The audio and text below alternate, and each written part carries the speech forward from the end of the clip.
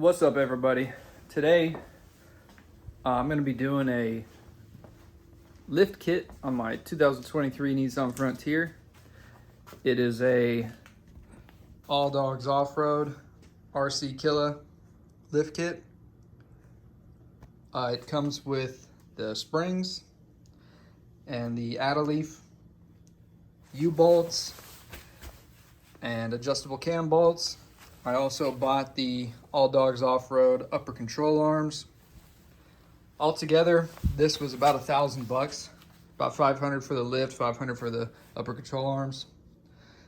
I like this lift over doing spacers for a lot of reasons. Coil bucket contact, which I got upper control arms anyway, but I think this is going to be a healthier lift than running spacers that kind of compresses your shocks down a little bit. This is a little better. Also, it's not much more expensive, but still really budget. And I also get to reuse my factory Bilstein 4600 shocks, which I know aren't the best. If you want to spend a little more, I would probably get the Koni lift kit. I hear that the dampening and the valving in those shocks is considerably better off-road. It gives you about the same lift as this kit, but for me, my truck's new. Just wanted to go ahead and reuse the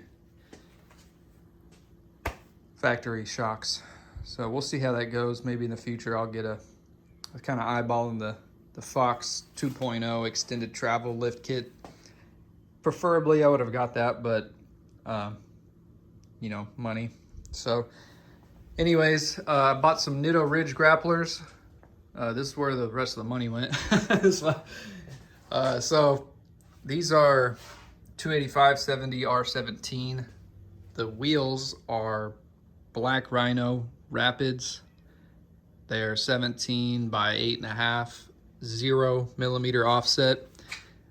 Nissan's factory, well, on the 23 Pro4X, the wheels are positive 35 millimeter offset. They're 7.5 inch wide wheels, and the tires are 265/70 R17. These are a little taller, so altogether I think the wheels are going to lift the truck about 1 inch. This is 2 inches in the front, 1.5 inches in the back. So it doesn't level it out, which I think's better.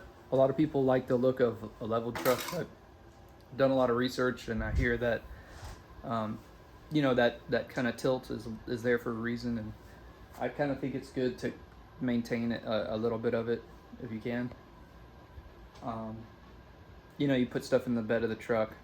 If you level it out and you load down the bed with a tent or a rack or a bunch of off-road supplies or whatever you put in there, you know, it's going to be tilting upwards. But yeah, so we're going to try to put this in later today. It's my first time doing it, so it's going to be a learning experience for me. I'm not a mechanic, but hopefully this video is insightful for anybody else who has a 3rd gen Frontier that wants to do a lift. I'm hoping to provide information that I've had to kind of research around for. You know, the 3rd gens are still pretty new, so All Dogs Off-Road makes a lot of really good videos. I'm going to be referencing their video on the 2nd gen that they have doing the RC Killa lift, and they have a video putting the Koni lift on a 3rd gen, so I'm going to be referencing that a little bit too. I've kind of written out a plan on what I want to do. I've only got this jack and some jack stands, so we're gonna see how it goes.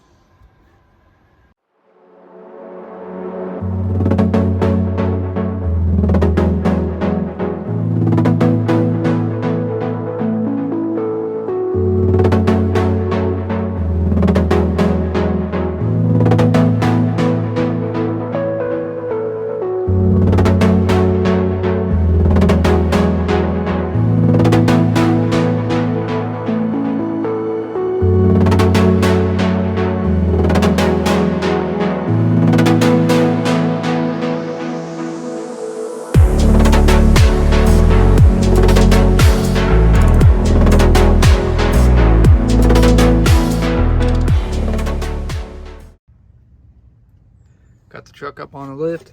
Gonna drop the sway bar. And then it should be upper control arm. And then we should be able to take the shocks out.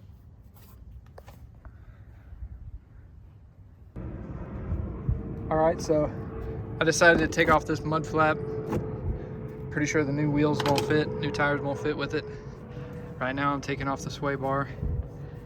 I loosened this bolt in order to move this out of the way so that this sway bar could come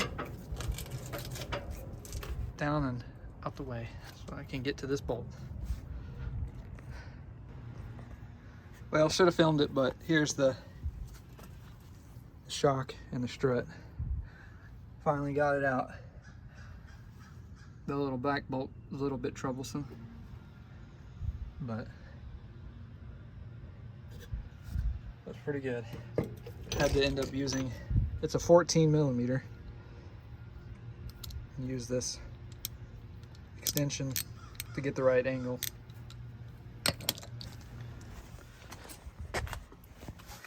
So, on the driver's side, if you're going to replace the upper control arm, you have to be able to move this out of the way so this bolt doesn't hit it. So you've got to take off that bolt, which is your steering. So when you take it off, don't rotate it. But as soon as I'm able to get that nut off, you got to move this up and out of the way so you can take this bolt out.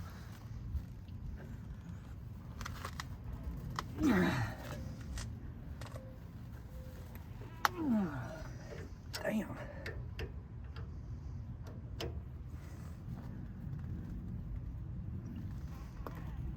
Oh, shit.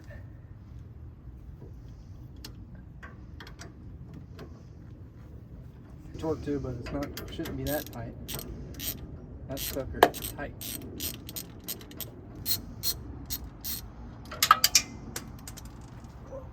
Glad that didn't get lost.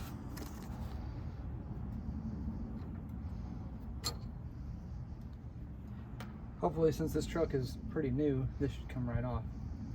Nice.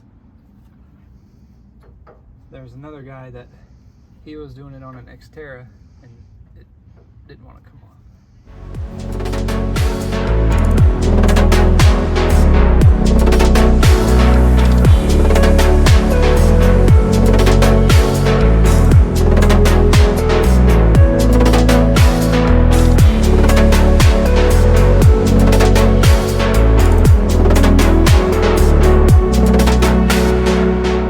Personally, I'm really having a hard time compressing the springs on the other one. I got the little $20 spring compressor from Amazon and it's just not cutting it. Might work for cars. Hell, it might work for this.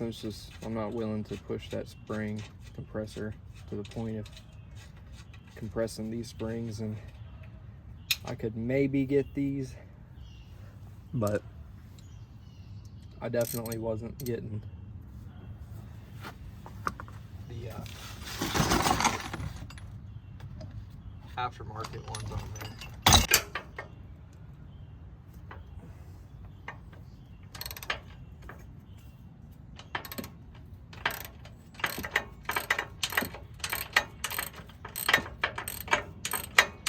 So what I'm going to do, my path forward right now, I'm going to take this shock and strut assembly to buddy's house. He's got another set of spring compressors, so we're going to try to put 4 on one spring at a time, and maybe be able to get these shocks on.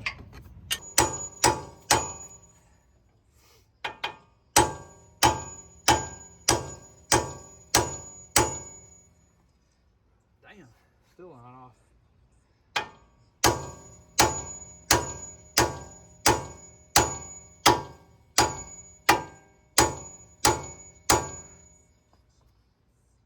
Want the bigger hammer? I'm almost there. Are you? Yeah, it's easier with these bolts not disconnected, that's for sure.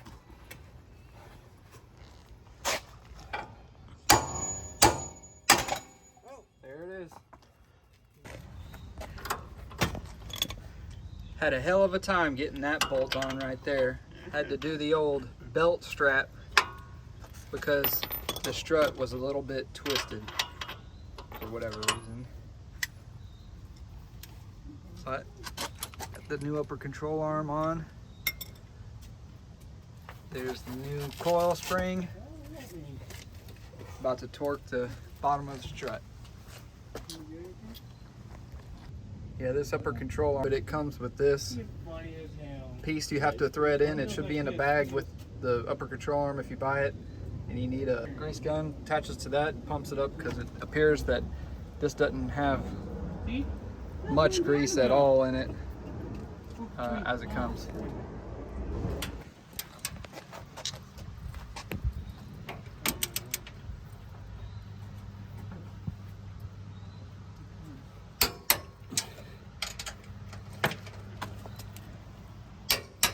These 3 bolts on top of your coil bucket to hold your strut in are 30 foot-pounds.